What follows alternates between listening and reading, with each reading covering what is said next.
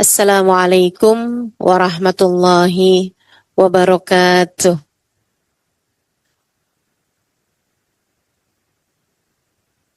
Alhamdulillah. Wassalatu wassalamu ala Rasulillah Muhammad ibn Abdillah wa ala alihi wa sahbihi wa man walah. Subhanaka la ilma lana illa ma 'allamtana. Innaka antal alimul hakim. Rabbi syrah li sadri wa yassir li amri wahlul 'uqdatan min lisani yafqahu qawli. Amma ba'du. Ada arti dari kesucian bulan suci Ramadan kecuali jika bulan tersebut dapat mensucikanmu dari dosa-dosa. Orang menyebut bulan suci Ramadan, ada juga yang menyebutnya bulan mulia. Bulan Ramadan adalah bulan mulia. Bu, tentu saja Ramadan bulan mulia. Tapi tak ada arti dari kemuliaannya Ramadan kecuali jika bulan tersebut dapat memuliakanmu. Bulan yang sangat tinggi nilainya di sisi Allah SWT, betul.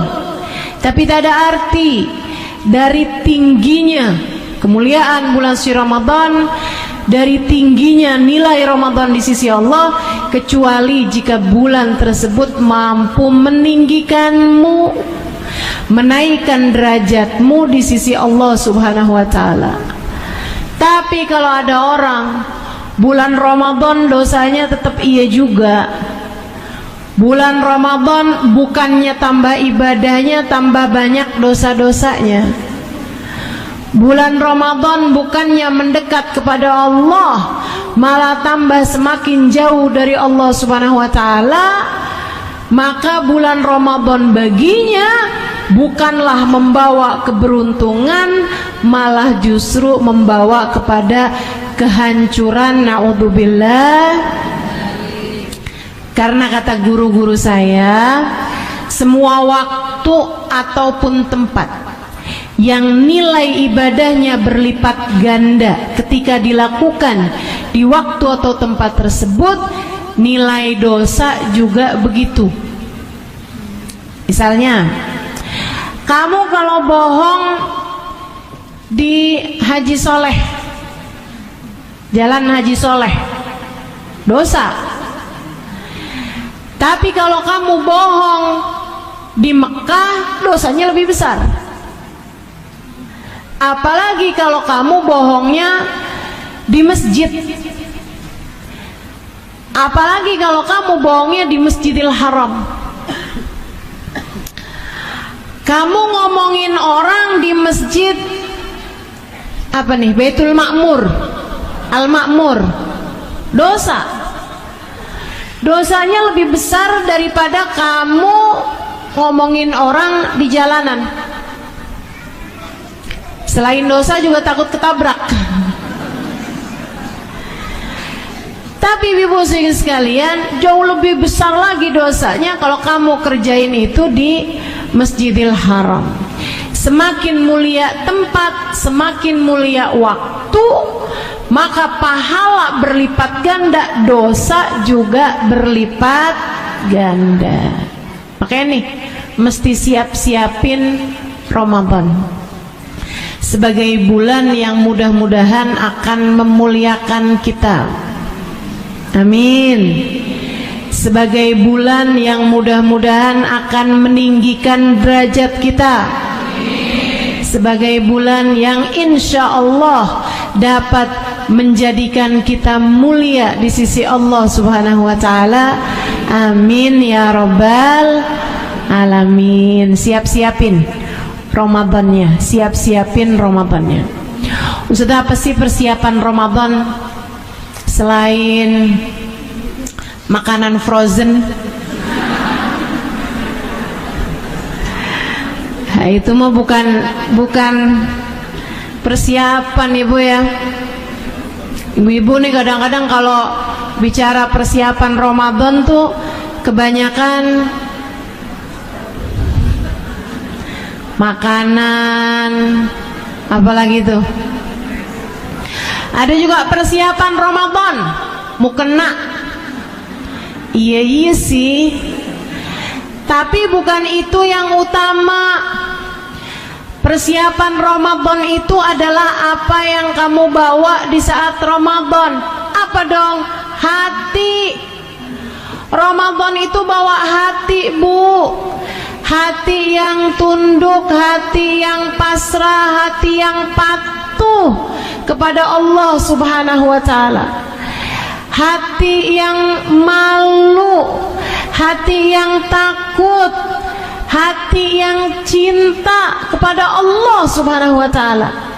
Orang yang masuk Ramadan dengan rasa hati yang sesuai dengan apa yang Allah inginkan, ia adalah peraih Ramadan yang sesungguhnya. Datang kepada Ramadan, masuk kepada Ramadan dengan linangan air mata kepasrahan. Masuk pada bulan Ramadan dengan hati yang penuh tunduk pada Allah Subhanahu wa taala. Dengan hati yang merunduk, bahkan sebagian hamba-hamba mulia masuk ke dalam bulan suci Ramadan dengan hati mereka yang sujud pada Allah Subhanahu wa taala. Merekalah ahli Ramadan.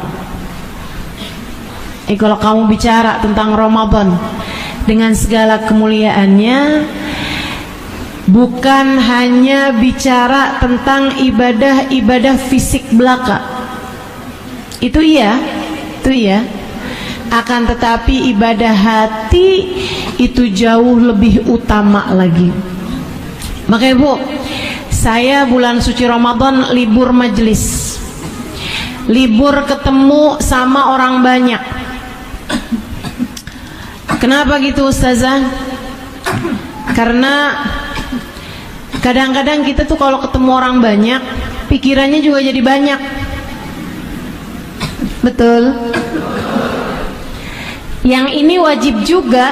Jadi habis lebaran berapa waktu kita akan kembali kajian, kan begitu ya? Maksudnya jadwal saya akan kembali ada lagi gitu, ketemu banyak orang lagi. Tapi di bulan suci Ramadan, harapannya mudah-mudahan sama halnya dengan ibu-ibu juga, nggak ketemu banyak orang, mudah-mudahan hatinya lebih mampu terjaga. Kan begitu ya Bu? Ini kan kalau ketemu orang banyak nih, misalnya saya ngelihat ada ibu-ibu di pojokan tidur, senderan. Habis saya bilangin usap-usap muka,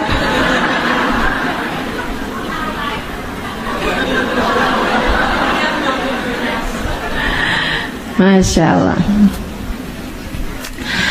Kadang-kadang ada yang lihat ibu-ibu gitu kan, sambilan dengerin saya, tapi matanya nanar kemana-mana. Saya kan jadi mikir lagi ngelamunin apa nih.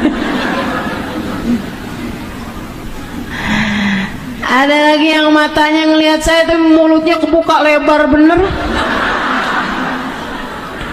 masukin roti.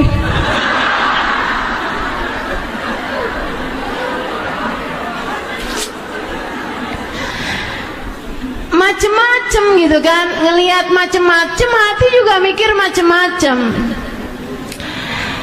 Segitunya kita kumpulnya dalam majelis ya Bu ya.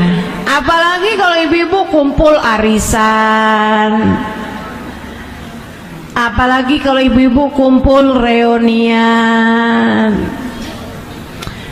Menurut saya sih tambah susah Bu jagain hatinya.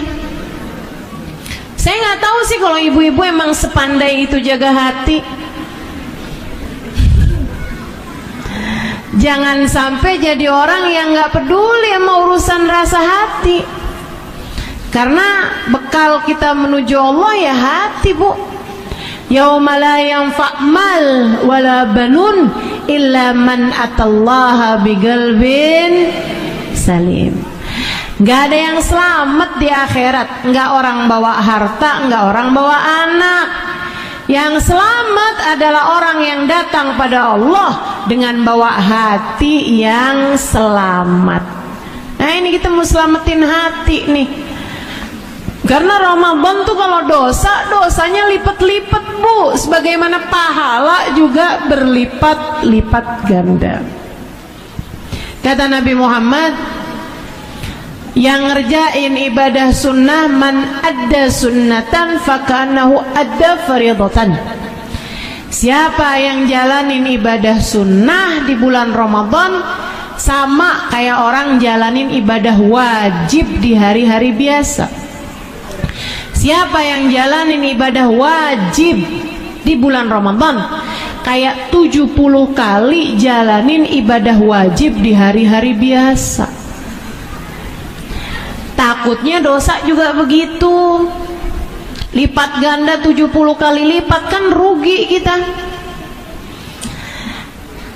Karenanya di bulan Ramadan mendingan yang gak usah ketemu banyak orang, lebih baik kita gak usah ketemu. Gak wajib ketemu banyak orang, gak usah dicari-cari gitu.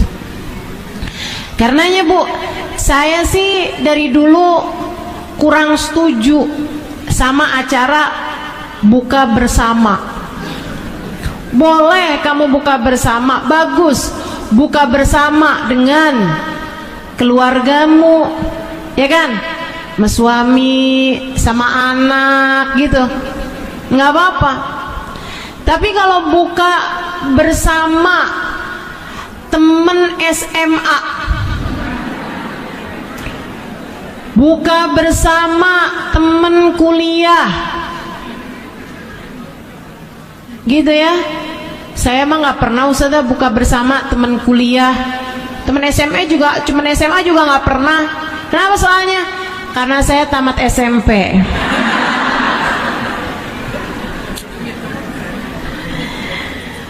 Bukan begitu maksud saya, tapi Bu, kita sendiri tahulah mana hal-hal yang kurang pandai bagi kita buat jagain hati. Yang saya tahu tuh kalau acara begituan diadain kayak pamer prestasi, pamer pencapaian atau pamer kekayaan, atau gibahin yang gak dateng. Betul gak? Coba diinget-inget. Jangankan begitu Bu, kadang buka bersama diantara orang sekomplek gitu aja udah rawan gosip, rawan ghibah. Udah deh, mending-mendingan kalau bulan puasa tuh mending dijagain aja puasanya. Karena katanya Nabi besar Muhammad, khamsun yuftirna shaim, 5 perkara bikin batal habis pahala puasamu. Nih Bu, kalau saya lihat-liatin pahala puasa nih kayak orang niup balon. Biar gampang Ibu bayanginnya, kayak orang niup balon. Dari pagi tuh Bu sampai ke maghrib, kamu tuh kayak lagi niup balon pahala puasa, tambah gede, tambah gede, tambah gede, tambah gede, sampai datang maghrib, tuh udah jadi gede, tinggal ikat, alhamdulillah. Kan begitu? Tapi hati-hati, begitu kena jarum, apa yang terjadi? Pecah, meletus, balon hijau.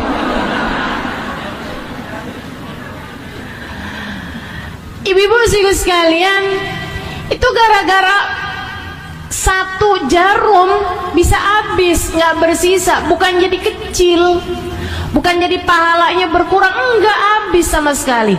Ini kata Nabi Muhammad, khamsun yuftirnas shaim, 5 perkara bikin batal habis pahala puasamu. Apa aja itu? Ghibah, ngomongin orang, namimah, ngadu domba, kadzib, bohong, al-yaminul fajirah, sumpah palsu, dan yang kelima an-nadhar bisyahwah, melihat dengan syahwat. Dan saya liatin kelima-limanya nih Bu nih, 4 diantaranya dari lisan, 1 dari mata, ya, 4 dari mulut. Bohong dari mana Bu? Mulut. Ngomongin orang, ngadu domba, sumpah palsu, 4-4-nya mulut nih, cuma 1 doang nih yang dari mata. Dan ini nih kelima-limanya nih mungkin terjadi ketika kamu bertemu dengan orang lain. Tapi kalau kamu sendirian, nggak buka HP, nggak lihat media sosial, nggak baca-baca lambe turah, nggak baca-baca ghibah taimen ya Bu ya, nah, kamu nggak punya kemungkinan untuk melihat-lihat hal-hal yang seperti itu. Itu yang diharapkan terjadi ketika datang bulan suci Ramadan. Sayangi Ramadanmu, sayangi Ramadanmu. Belum lagi nih, kalau kamu buka bersama, apalagi ngadainnya di restoran, apalagi ngadainnya di mall, ya Allah Bu, sholat maghribnya jadi berantakan. Iya, bukan hanya maghriban nih yang sering kali berantakan, akhirnya manjang terawihnya juga jadi berantakan. Saya nggak lagi bilang berarti Ustazah hukumnya haram ya, enggak, saya nggak lagi mengharamkan itu sih terserah apa yang kamu kerjain di dalamnya ya kan. Kalau sampai bikin kamu kelewat sholat maghribnya ya haram. Akan tetapi ibu-ibu saudariku sekalian yang saya muliakan, saya cuma lagi bilang sama kamu, sayangi Ramadan kamu itu. Katanya Imamul Haddad dalam kitabnya Nasaih Ad-Diniyah, jadikan, anggaplah, kata beliau, anggaplah 11 bulan dari Syawal sampai ke Sya'ban buat kamu. Allah minta 1 bulan Ramadan buat Allah. Anggap nih 11 Ramadan, 11 bulan. Bulan kan semua ada 12 nih. Anggap yang 11 buat kita dah. Nah kamu mau ngapain terserah kamu dah. Kamu mau makan tengah-tengah hari boleh, kamu mau apa boleh, kamu apa boleh. Tinggal Ramadan nih buat saya, kata Allah. Boleh nggak Ramadannya buat Allah? Boleh dong. Hamba-hamba tercinta di sisi Allah bukan cuma Ramadan, sepanjang tahun semuanya buat Allah SWT. Tapi anggap kita nih yang lagi pada belajaran nih, belajaran ibadah, belajaran taat, belajaran merunduk, belajaran untuk jadi hamba yang solehah. Anggap 11 bulan buat kita, buat urusan dunia ini apa segala macem. Yang 1 bulan Ramadan biarkan jadi bulan khusus antara kita dengan Allah Subhanahu wa ta'ala. Ayo Bu, kita bikin kegiatan sendiri aja. Ngajinya nggak ada, iya, tapi kan kita masih bisa kerjain kegiatan-kegiatan kita sendiri nih. Bisa rapiin Quran, Ibu ya, rapiin di raknya Ustazah. Bukan. Maksud saya Quran di dirimu itu loh dirapikan. Tiap hari 3 juz misalnya. Itu mah kecil Bu, 3 juz Bu. Apalagi ibu-ibu nih saya liatin banyak udah lancar baca Qurannya. Quran tuh kalau lancar tuh 1 juz tuh gak nyampe setengah jam. Kalau lancar. Kan saya bilang kalau lancar. Anggaplah ibu-ibu nggak seberapa lancar Qurannya, anggaplah 1 Quran 1 juz berarti berapa Bu? 3 jam. 1 Quran 1 juz 1 jam. Berarti kalau 3 juz Al-Quran 3 jam. Kalau 3 jam berarti kamu masih punya 21 jam sisanya. Masih banyak tuh sisanya tuh. Kurang? Enggak kurang dong, lebih. Iya kan? Ibu-ibu, saya pernah tinggal di Tarim, Hadramaut, Yaman. Orang-orangnya, Bu, tarawihnya panjang. Ada kegiatan-kegiatan yang lain, masih ada majelis taklim, masih ada baca kitab di pondok pesantren kami di Darul Zahra dan Darul Mustafa itu ya. Segitunya saya masih ketemu teman-teman yang kalau datang bulan suci Ramadan tiap 3 hari hatam Quran. Ada yang tiap 2 hari hatam Quran. Masya Allah, Masya Allah. Tuh gimana tuh bisa kayak begitu? Mereka tidak menyisakan waktu luang selain dipakai buat baca Quran. Jadi itu baca Quran di mana-mana aja, di tangga baca Quran, di kamar baca Quran, di musola baca Quran, gitu ya. Yang nggak ada kalau bulan suci Ramadan orang ngobrol, nggak ada tuh. Nggak ketemu saya. Teman-teman pada ngobrol ina itu segala macem, tukeran resep.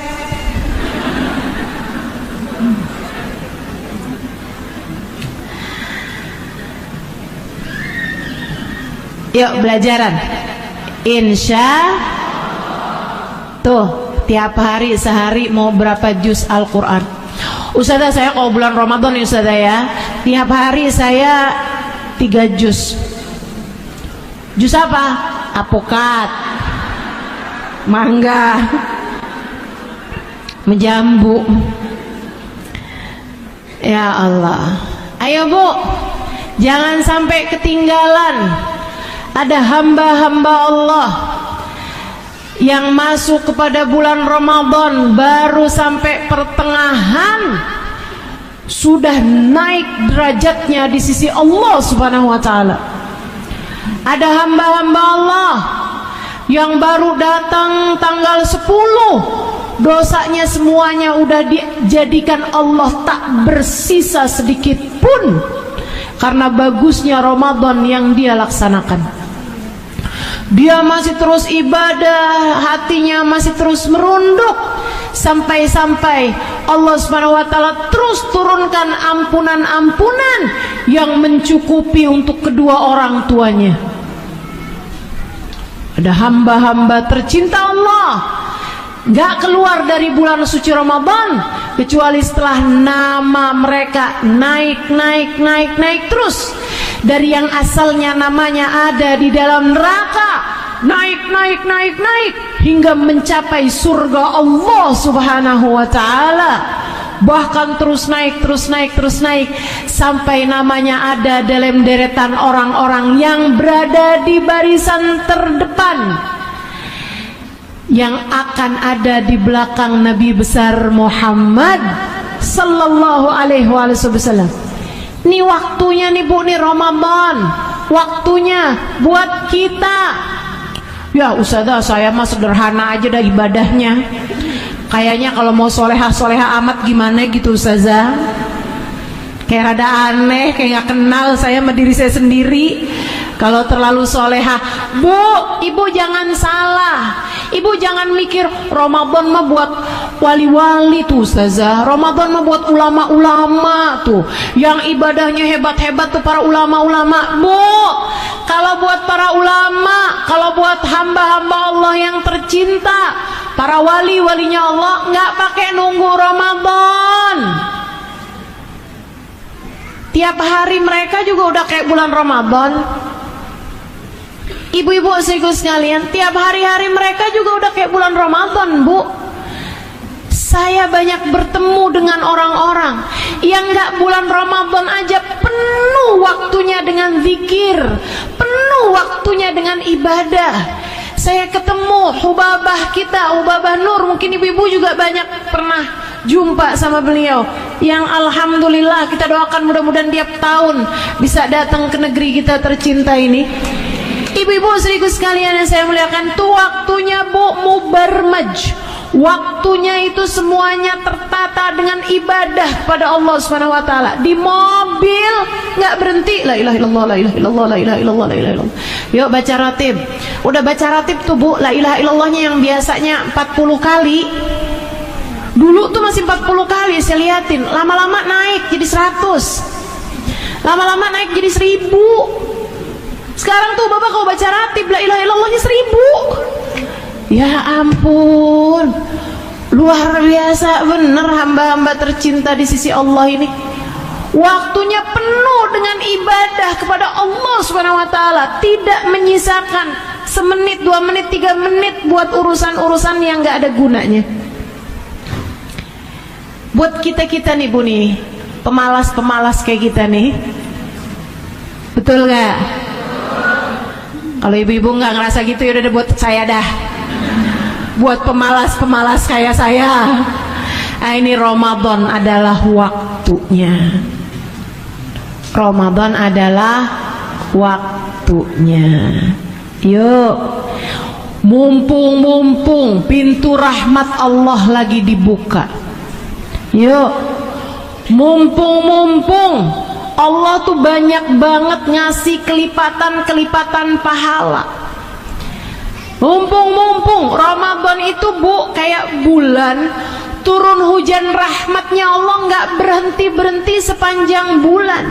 Kalau nggak gerimis, kalau nggak deres.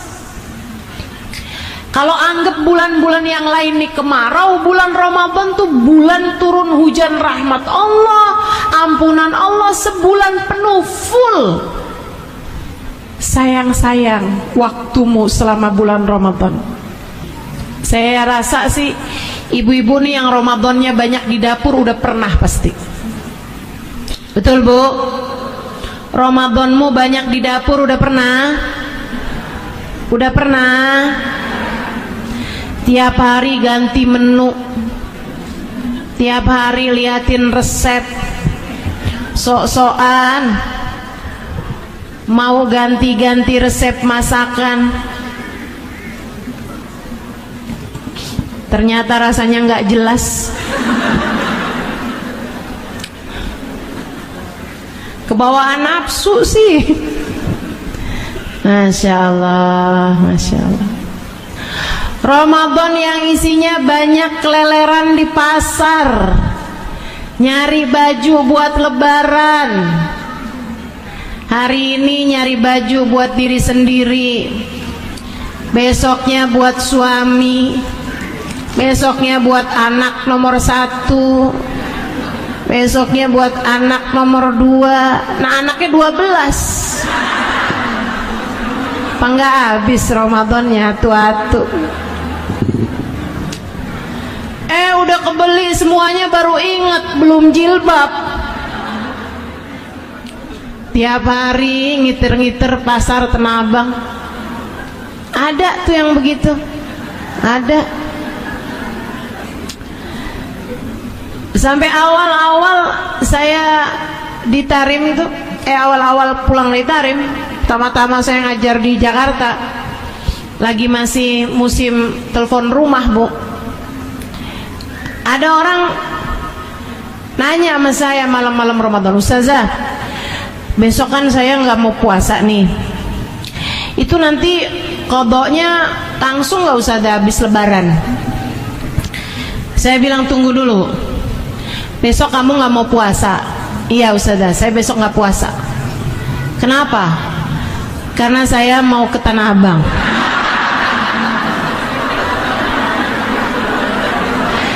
Bu maaf ya, sampai sekarang saya nggak tahu tuh siapa yang nanya waktu itu sama saya. Telepon rumah kan kita nggak tahu juga gitu kan. Orang nggak tahu dapat nomor saya dari mana gitu. Nanya segala macam pertanyaan. Saya bilang tunggu dulu nih. Kamu nih mau ke pasar Tanah Abang? Oh Ustazah. Ngapain? Belanja lah Ustazah. Iya saya tahu, tunggu dulu. Kamu dari luar kota? Enggak Ustazah, saya orang pasar Minggu. Dari pasar Minggu mau ke pasar Tanah Abang. Saya bilang baik. Kamu kenapa nggak pakai puasa besok? Dia bilang, ya kan capek Ustazah. Oh belanja. Belanjanya itu buat kamu punya toko. Oh, masih bisa saya pikirin. Saya masih husnudzon nih, masih husnudzon. Dia bilang, enggak Ustazah, buat beli baju lebaran. Pakai baju lebaran tuh hukumnya sunnah. Puasa Ramadan hukumnya. Bagaimana mungkin kamu meninggalkan yang wajib untuk sesuatu yang sunnah? Itu sama aja kayak orang pakai cadar tapi kagak pakai kerudung.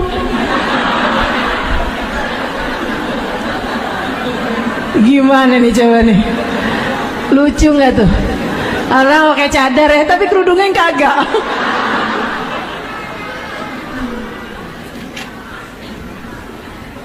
Dada aja.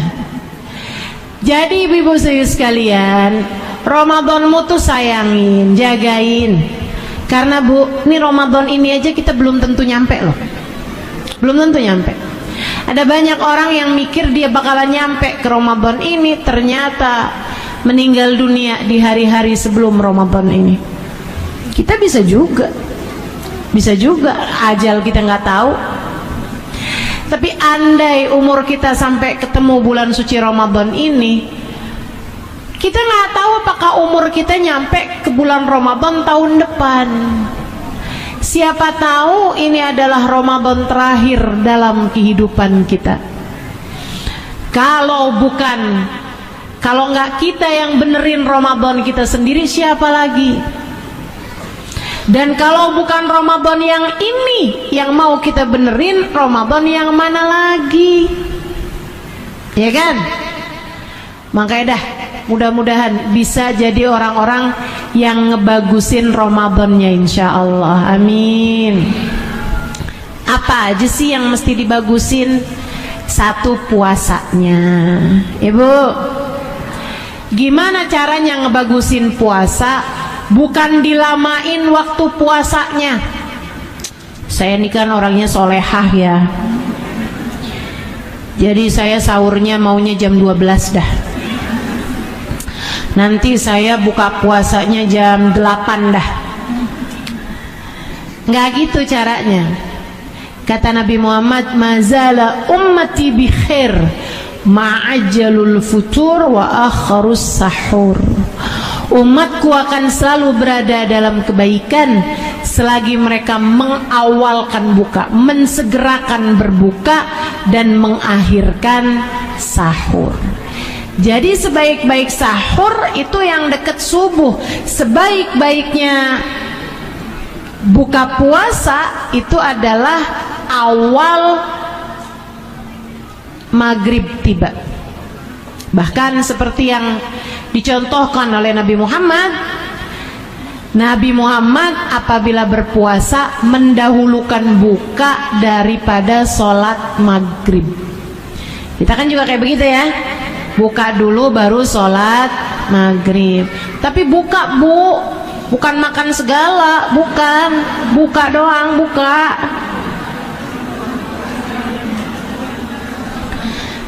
Kan disuruhnya buka puasa, ya udah buka puasa gitu. Orang kayak disuruh tolong dong bukain pintu, ya udah ngebuka aja gitu Bu. Bukan malah masuk, mondar mandir, keliling-keliling, ampe balik lagi, kan nggak gitu.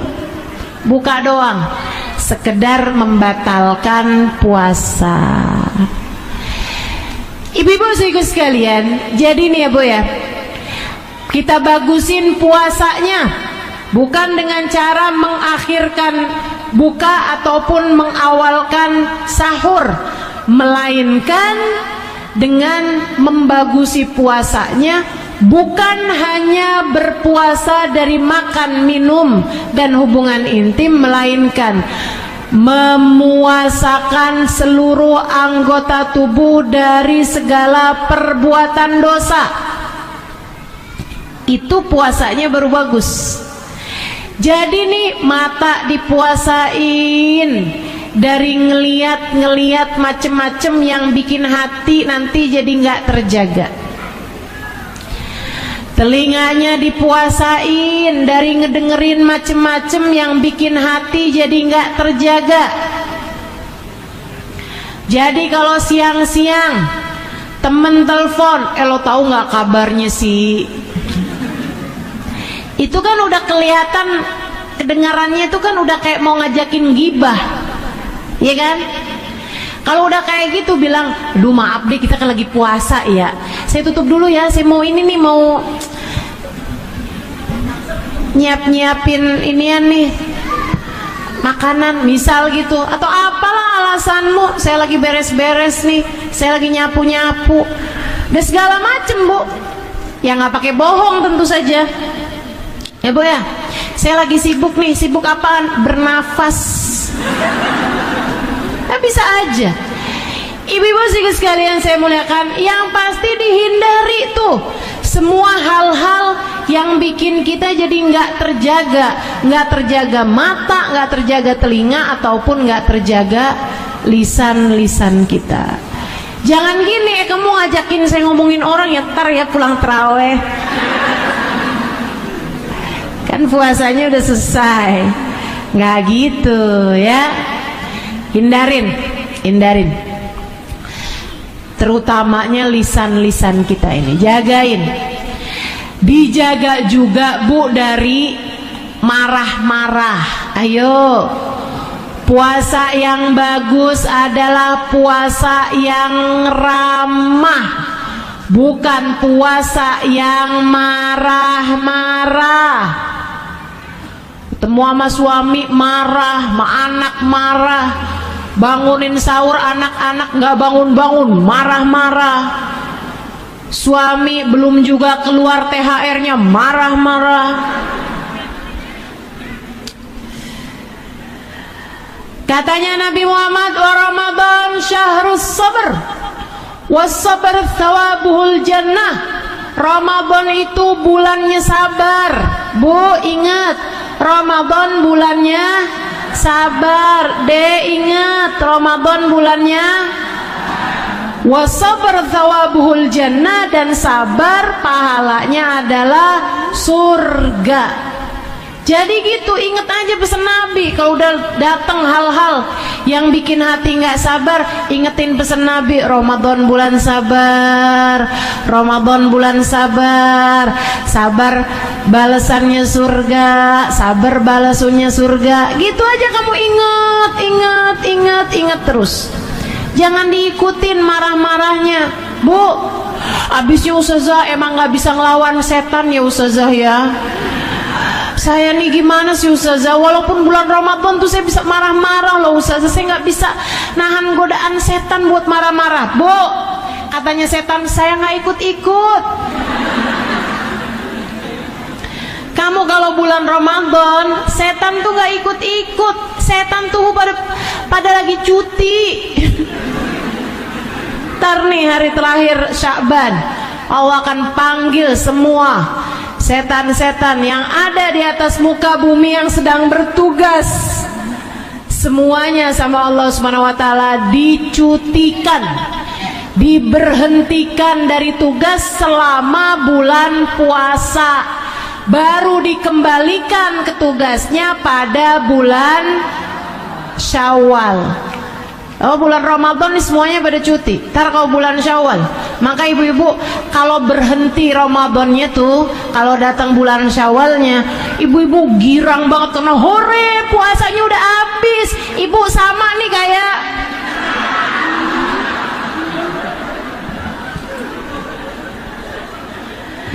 kalau orang-orang tercinta di sisi Allah itu bu, mereka itu kalau habis bulan Ramadannya pada nangis, sedih. Ya ampun, Ramadannya udah habis nih, bisa nggak ya ketemu tahun depan? Ya ampun, kayak belum sempurna deh puasanya kemarin, sedih hati mereka bu. Kalau bulan Ramadan, kalau habis Ramadannya, itu kok ditarim tuh, kok udah hari-hari terakhir, 10 hari terakhir bulan Ramadan, Wah, mereka tambah habis-habisan ibadahnya. Terus tuh kalau udah mulain hari-hari mau beneran habis tuh kayak kurang 3 hari 5 hari sebelum Ramadan, sebelum habis Ramadannya, mereka udah mulai tuh muwadda muwadda ya Ramadan, muwadda alaina bil ghufran. Muwadda itu Bu, banjir air mata mereka karena tak rela puasa akan segera meninggalkan mereka. Udah nangis, kita mah kagak. Hore 5 hari lagi lebaran, hore 3 hari lagi lebaran. Seneng bener, setan balik. Gitu ya. Ini dia nih orang-orang yang setannya juga pas balik demen banget. Alhamdulillah, dia masih tetap juga jadi pengikut setia saya, kata setannya gitu. Jadi kalau bulan Ramadan itu setan gak ada. Kamu hanya perlu menguasai hawa nafsu kamu sendiri untuk gak gampang emosi. Tahanin, jangan marah, jangan marah. Ingat, Ramadan. Sama Nabi juga digituin. Kata Nabi Muhammad sallallahu alaihi wasallam, innamas shaum junnah, sesungguhnya puasa itu adalah benteng. Fa idza kana yauma shaumi ahadikum fala yarfuth wala yafsuq wala yajhal. Kalau kamu lagi puasa, artinya kamu lagi masuk benteng. Jangan ngomong kasar, jangan ngomong kotor, jangan nipu orang, jangan ngebodoh-bodohin orang, jangan nipu orang. Fa in syatamahu ahad, kalau kamu itu ya, fala yarfuq wala yafsuq wala yajhal. Yajhal tuh kalau bahasa anak zaman sekarang, jangan ngebully orang, jangan ngebully, jangan melakukan hal-hal bodoh kepada orang lain. Fa in syatamahu ahad, kata Nabi, kalau kamu udah pinter jaga diri, udah nggak ngomong kasar, nggak ngomong kotor, nggak pernah ngata-ngatain orang, nggak pernah ngebully orang, nggak pernah mencibir kepada orang lain, nggak pernah julid sama orang, selama bulan Ramadan kamu udah jagain. Tapi syatamahu ahad, kamu diajak bertengkar sama orang, kamu dikata-katain orang, kata Nabi pesan, falyaqul, kamu mesti bilang inni shaim 2 kali. Kenapa tuh? Yang pertama ngomong sama diri sendiri, yang kedua baru kamu ngomong sama orang tersebut. Yang pertama kamu ngomong sama diri sendiri nih, lagi puasa. Bulan Ramadan nih, wahai diri, lagi bulan Ramadan, jangan dirusak puasanya, jangan dirusak pahala puasanya, memarah, jangan gitu. Jangan juga bilang tar ya, pulang terawih, tungguin di perapatan. Nggak gitu ya Bu ya. Tahanin diri, bilangin lagi puasa. Terus kalau bulan Ramadan kayak begini kita bilang udahlah nggak apa-apa, ya udah saya minta maaf deh, saya minta maaf, kita kan lagi bulan puasa, iya deh saya yang salah, udah ya maaf ya, gitu aja udah, gitu aja Bu. Ada orang mau marah-marah, biarin dia, kita jangan. Biar puasanya jadi bagus, biar puasamu jadi puasa yang layak diterima Allah Subhanahu wa taala. Insyaallah. Kemudian yang kedua, ibu-ibu sekalian saya muliakan, bagusin ibadah malamnya. Saya banyak baca hadis-hadis mengenai Ramadan. Hampir semua fadilah-fadilahnya Ramadan itu Allah berikan bukan hanya untuk yang puasa, melainkan juga untuk orang yang ibadah malam, yaitu tarawih. Tarawihnya jangan tinggal. Berapa rakaatnya tarawih Bu? 20. Tambah witirnya berapa? 3. Maksimalnya witir berapa? 11. Nah itu ajaran kita ibu-ibu sekalian. Ustazah, katanya enggak Ustazah, katanya yang benar 8 Ustazah. Tahu dari mana kamu yang benar 8? Ya katanya itu tuh banyak. Saya curiga nih, jangan-jangan ibu-ibu nih ya, yang pada kejar nyari yang 8, urusannya males aja dah. Males nyari, males, kemudian kepengen malesannya itu mendapatkan pembenaran dengan kayak, oh ada dalilnya nih, gitu. Jadi kamu dapat dalil untuk kemalasanmu itu. Jangan begitu. Dalilnya terawih jelas kok Bu, ya Bu ya. Dalilnya terawih, Nabi Muhammad keluar di salah satu malam Ramadan, salah satu Ramadan terakhir dalam kehidupan beliau. Ramadan terakhir dalam hidup beliau, beliau keluar ke masjid untuk sholat isya. Habis selesai sholat isya, Nabi sholat lagi 2 rakaat salam, 2 rakaat salam, 2 rakaat salam, sampai 10 kali sholat. Berarti berapa? 20. Baca ayat yang sangat panjang sehingga Nabi salam dari setiap 2 rakaat. Makanya sholatnya disebut tarawih, likathrat rawahi, karena banyak istirahatnya. Karena Nabi setiap 2 rakaat salam, istirahat dulu, sholat lagi, istirahat dulu, sholat lagi, gitu Bu. Makanya nama sholatnya tarawih. Ibu-ibu sekalian, besok malamnya Nabi Muhammad sholat gitu lagi. Oh, sahabat pada seneng Bu, walaupun sholatnya panjang tapi seneng banget dengerin bacaan Al-Quran. Nabi bacanya dari ayat-ayat yang panjang-panjang, dari Al-Baqarah gitu ya Bu ya, panjang tuh, sahabat dengerin enak, seneng gitu.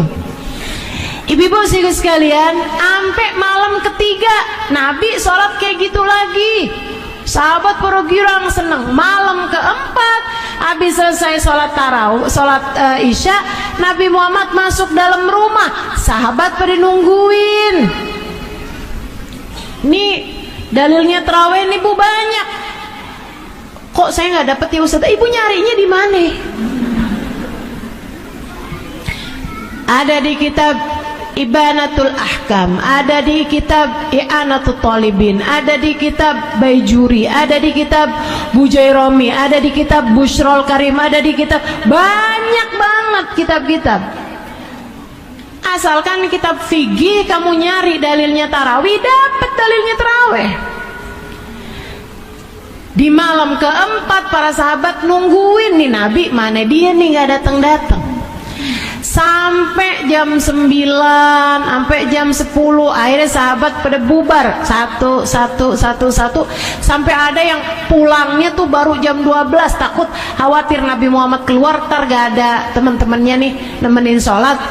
Yaudah deh saya tungguin aja sampai jam 12, sampai mau deket-deket sahur baru tuh pada bubar. Waktunya sholat subuh Nabi Muhammad baru keluar. Habisnya sahur mau sholat subuh, Nabi Muhammad baru masuk kan ke masjid. Di saat Nabi Muhammad masuk masjid tuh mukanya para sahabat yang emang udah datang lagi Bu ya buat sholat subuh, semuanya kayak penuh dengan pertanyaan gitu. Nabi Muhammad lihat muka mereka, kemudian Nabi Muhammad bilang, "Inni araftu madza fa'altumul barihah." Saya tahu apa yang kalian lakukan tadi malam. Maksudnya menunggu Nabi Muhammad keluar sholat tarawih. Wa ma mana'ani an akhruj illa khasyitu an yufrad alaina. Tidak ada yang menghalangkan saya untuk keluar sholat tarawih, melainkan kekhawatiran saya bahwa sholat tarawih ini akan difardukan untuk kita umatnya. Nabi takut sholat tarawih ini hukumnya jadi wajib. Kenapa Nabi Muhammad takut? Nabi Muhammad khawatir umatnya merasa berat Siapa yang ngerasa berat Nabi, Bu? Nggak khawatirin para sahabat. Nabi tahu mereka mah diajakin sholat taraweh dari mulai awal malam sampai mau subuh juga mereka kerjain. Nabi tahu. Yang Nabi Muhammad khawatirkan, ya kita ini nih, yang kalau taraweh ngitungin rokaat mulu.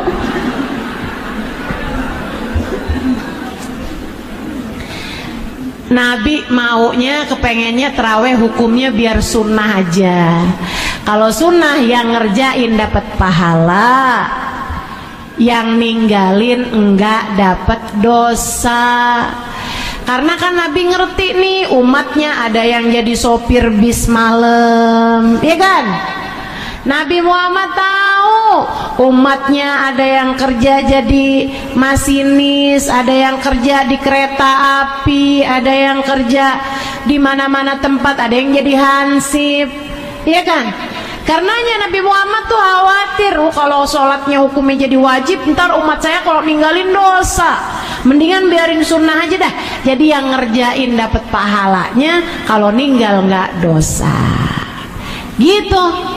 Itu dalilnya sholat taraweh. Makanya Bu, di sisa tarawehnya Nabi Muhammad kerjainnya di rumah. Demikian pula dengan tahun berikutnya, sampai ketika wafatnya Nabi Muhammad, di masanya Sayyidina Abu Bakar, orang juga tetap ngerjain sholat taraweh di rumah mereka masing-masing. Baru di masa Khalifah Umar bin Al-Khattab alaihi ridwanallah, Sayyidina Umar ngumpulin para sahabat-sahabat Nabi. Kata Sayyidina Umar gini nih, ingat gak dulu kita sholat taraweh barengan sama Nabi Muhammad di masjid? Iya, enak banget tuh ya rasanya. Dulu kan Nabi Muhammad ninggalin sholat taraweh gak di masjid karena khawatir sholatnya difardukan. Sekarang kan Nabi Muhammad udah gak ada, gak mungkin sholatnya difardukan. Wahyunya turun ke siapa? Gimana kalau kita kerjain sholat taraweh di masjid-masjid kita kembali? Setuju Bu para sahabat. Maka mulailah Sayyidina Umar bin Khattab mengimami jamaah sholat taraweh 20 rakaat. Makmumnya ada Sayyidina Ibnu Abbas, ada yang disebut Nabi Hibrul Ummah, ada Sayyidina Ali bin Abi Thalib yang disebut sama Nabi Muhammad, jika saya adalah kota ilmu, maka Ali adalah pintunya. Di antara makmumnya ada Sayyidina Utsman bin Affan yang ngumpulin Al-Quran, yang hatam 10 juz Al-Quran, baca 10 juz Al-Quran tiap sholat malamnya. Itu jadi makmumnya Sayyidina Umar semua. Bu, kalau saja sholat taraweh 20 rakaat itu bid'ah, tidak pernah dikerjakan sama Nabi Muhammad, tuh makmumnya bakalan protes semua Bu, makmumnya orang pinter-pinter. Paham maksud saya? Ibu, saya ceritakan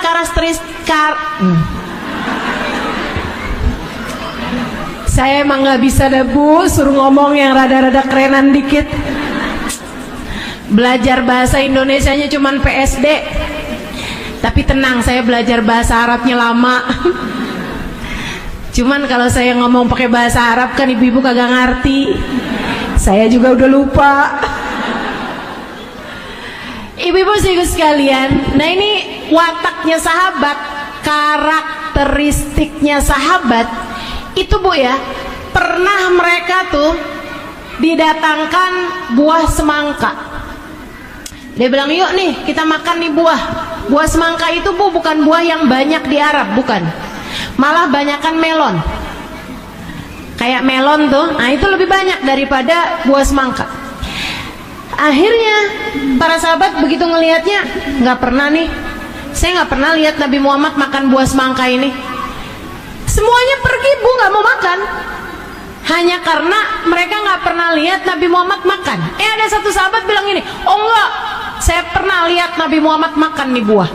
Oh gitu, iya, yakin, pernah saya pernah lihat Nabi Muhammad makan tuh buah. Ya udah deh, ayo kalau gitu kita makan. Tapi Nabi waktu makannya gimana caranya nih? Potong-potong, habisnya dipotong-potong, dipegang gitu sama buahnya, atau disendokin, apa gimana nih cara makannya? Waduh, saya nggak tahu tuh. Waktu saya lihat Nabi Muhammad emang baru habis selesai makan buah semangka ini, tapi saya nggak tahu waktu makannya kayak gimana. Udah enggak ada. Saya nggak mau dah, takut caranya nggak sama Nabi Muhammad. Makan semangka yang jelas-jelasan mubah, bukan ibadah mahdoh, bukan ibadah yang secara langsung kayak sholat ya Bu ya. Segitunya aja mereka nggak mau kalau caranya nggak sama Nabi Muhammad, apalagi sholat tarawih. Jadi kalau kita dengar riwayat Sayyidina Umar mengerjakan sholat tarawih, dan ini sahih riwayatnya Ibu, mengerjakan sholat tarawih berjamaah